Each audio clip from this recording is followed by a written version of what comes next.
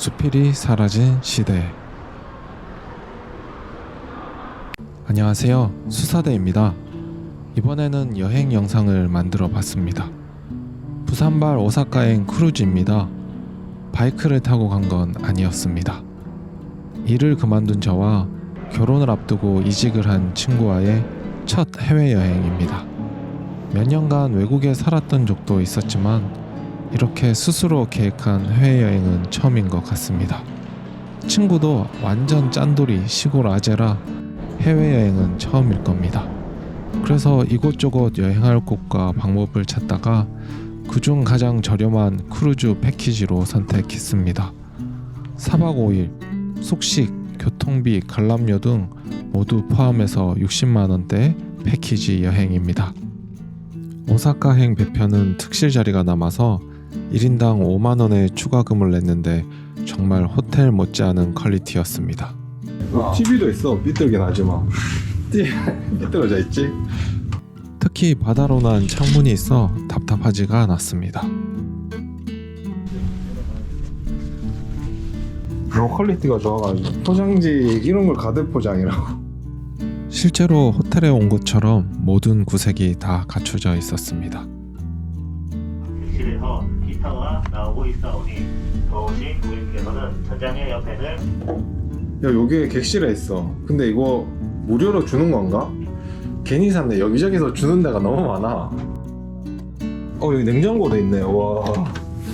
물도 있어. 와, 물 편의점에서 샀는데. 처음 가는 여행이라 이것저것 다 챙겨왔는데 객실에 거의 완벽하다시피 준비된 물품들을 보니 허탈한 웃음만 나왔습니다.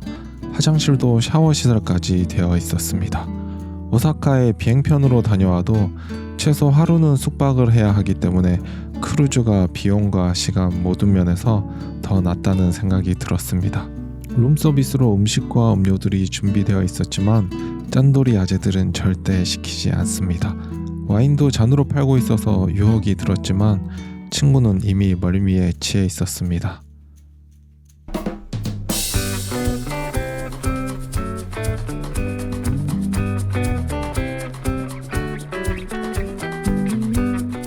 이렇게 룸을 업그레이드하면 라운지를 이용할 수 있습니다. 출항하고 나서 배가 꽤 흔들려서인지 영상이 온전치가 않습니다.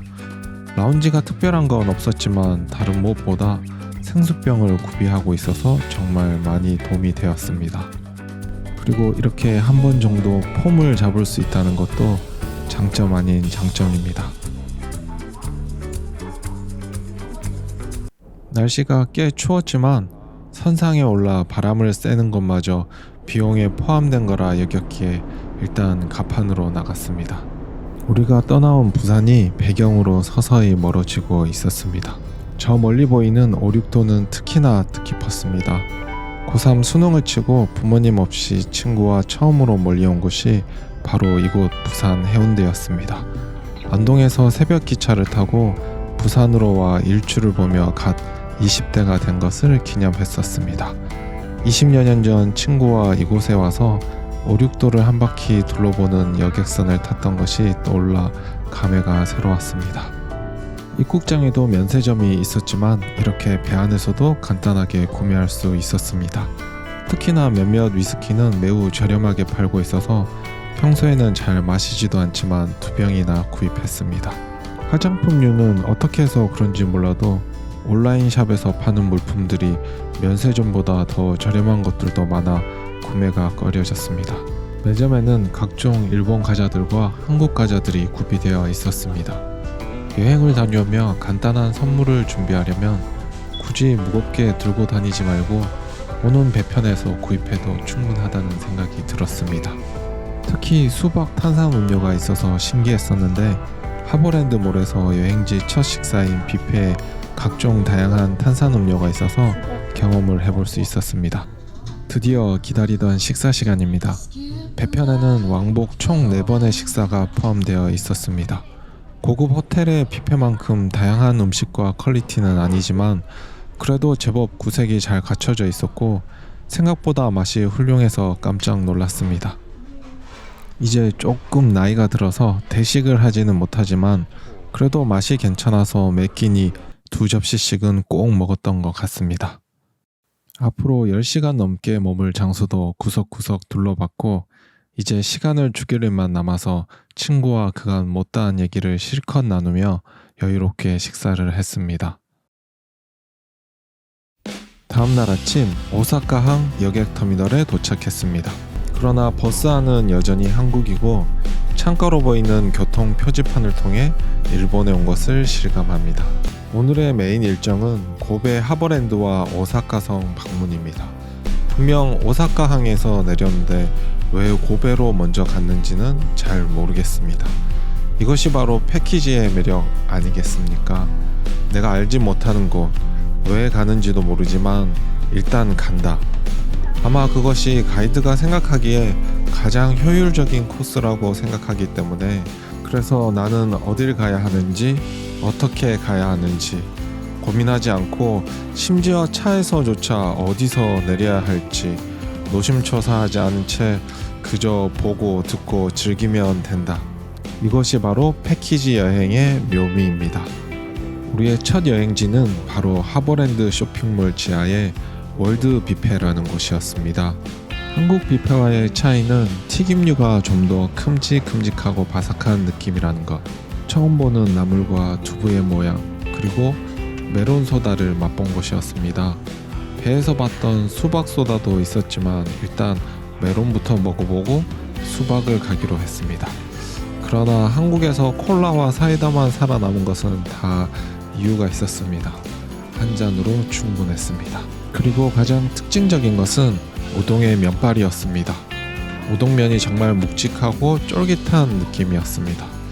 처음에는 그 식감에 놀라 먹는 재미가 있었지만 곧 묵직한 밀도만큼 포만감이 금방 올라와 많이 먹지는 못하겠다는 생각이 들었습니다.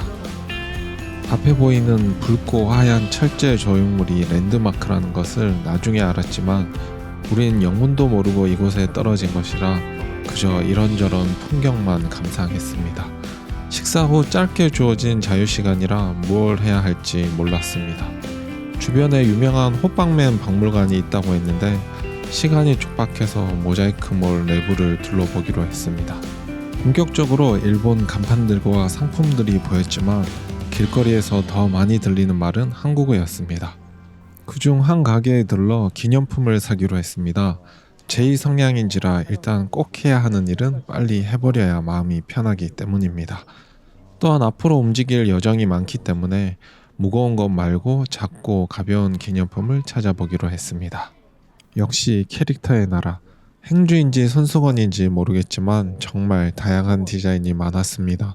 진지하게 물품을 고르느라 두 손을 사용해서 영상에 다 담지 못했지만 여기서 손수건 몇 개와 피규어를 샀습니다. 계산할 때 직원이 듀티프리를 할 거냐고 물어봤는데 됐다고 했습니다. 어떻게 하는지 몰라서였습니다.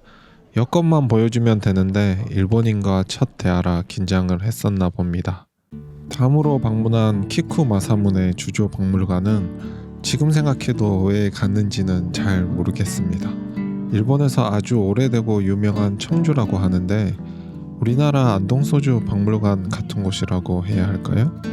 짧은 영상도 관람하고 유물들도 보고 했지만 흥미가 생기지는 않았습니다. 그보다 주차장에서 박물관으로 걸어가며 본 아기자기한 일본의 옛 주택들이 더 인상에 남았습니다. 드디어 오늘의 메인 코스인 오사카성입니다.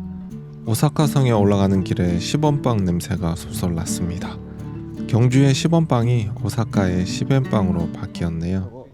오사카성의 한쪽 도요토미 히데요시의 위패가 있는 호코쿠 신사로 가는 길 구석에는 옛 형무소의 터가 있습니다. 이곳에 윤봉길 의사가 갇혀 있었다고 하는 이야기를 가이드님께서 해주셨습니다. 오사카성에 수많은 한국인들이 오지만 이 장소를 모르고 지나가는 일들이 많다고 하십니다. 바다를 끼고 맞대어 있는 우리나라와 일본은 삼국시대부터 지금에 이르기까지 최악의 적대와 활발한 교류를 끊임없이 반복하고 있다는 생각을 하게 됩니다. 내성으로 들어서며 엄청 큰 돌을 재료로 하였다는 이야기에 사람들이 많이 몰려 있었지만 크게 관심이 없어서 가볍게 지나갔습니다. 한국보다 더 큰 면적과 더 많은 인구가 거주하는 일본에서 전국 통일의 통치자가 나타나 자신의 안위와 건의를 위해 지은 성의 규모가 대단할 수밖에 없다는 생각이 들었습니다. 그보다 저기 옆으로 보이는 빨간 벽돌 건물이 일본군 수뇌부가 모여 아시아를 침탈하기 위해 회의를 했던 장소라고 했던 기억이 나네요. 지금은 기념품 샵과 식당으로 바뀌어 있습니다. 그리고 저기 앞으로 보이는 천수가 일본식 성체의 효시라고 할 수 있겠습니다. 입장료를 내고 내부에 들어갈 수 있다고 했지만 아무래도 영상 촬영이 안 될 것 같고 주어진 시간이 짧아서 근처만 휘휘 둘러보다가 기념품 샵으로 향했습니다. 다들 사진을 찍느라 복새통을 이루고 있으니 괜히 덤덤하게 바라보게 되었습니다. 반면 오사카 성과 대비되는 도심의 모습이 색다르게 다가와 눈길을 더 사로잡았습니다. 과거 전쟁의 산물은 이제 현대 사람들이 찾는 공원과 관광지가 되었다는 묘한 대비가 느껴지는 광경이었습니다. 저녁에는 숙소로 돌아와 일정 중 유일한 자유식을 즐겼습니다. 그리고 도톤보리 쪽 시가지를 꽤 오랜 시간 돌아다녔습니다. 그곳에서 엄청 거대한 가도 가도 끝이 없는 상점과 사람들의 파도를 경험했습니다. 고프를 들고 나갔지만 밤거리를 즐기는 사람들 사이에서 홀로 촬영을 하는 게 뭔가 일처럼 느껴져 그냥 그 분위기를 즐겼습니다. 그렇게 일본 패키지 여행의 하루가 또 저물었습니다.